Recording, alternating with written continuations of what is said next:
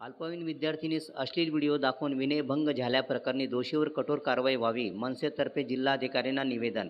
बदलापूरसह राज्यात अनेक ठिकाणी मुली व महिलांवर अत्याचाराच्या घटना घडल्या आहेत. असाच प्रकार नंदुरबार शहरातील एका नामांकित शाळेत अल्पवयीन विद्यार्थिनीच्या विनयभंगातून घडला आहे. शाळा ही ज्ञान मंदिरे मानली जातात, परंतु त्याच ज्ञानदान करणाऱ्या शाळांमध्ये शिक्षण घेणाऱ्या विद्यार्थिनी असुरक्षित असतील तर ही बाब खेदाची आहे.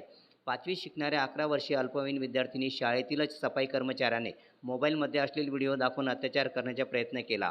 एकीकडे मुलींना शासन मोफत शिक्षण कायद्याची अंमलबजावणी करते, तर दुसरीकडे श्रॉफ हायस्कूलमध्ये गुणवत्ता व दर्जेदार शिक्षणाच्या नावाखाली विद्यार्थ्यांना प्रवेश देण्यासाठी शासकीय शुल्क व्यतिरिक्त जास्तीची प्रवेश फी आकारली जाते.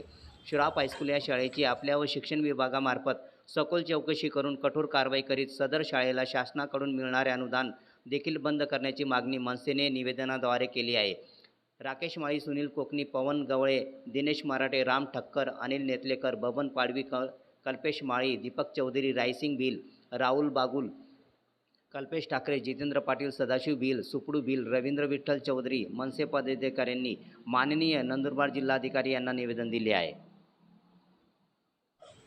श्रॉफ हायस्कूल येथे सफाई कामगाराने अल्पवयीन मुलीवर अश्लील व्हिडिओ दाखवून त्याचा विनयभंग करण्याचा प्रयत्न करण्यात आला आणि या सफाई कामगारावर कडक शिक्षा व्हावी ही आणि श्रॉफ हायस्कूलचे अनुदान हे बंद करण्यात यावे हे आम्ही महाराष्ट्र नवनिर्माण सेनेतर्फे मान्य जिल्हाधिकारी यांना निवेदन देण्यात आलं.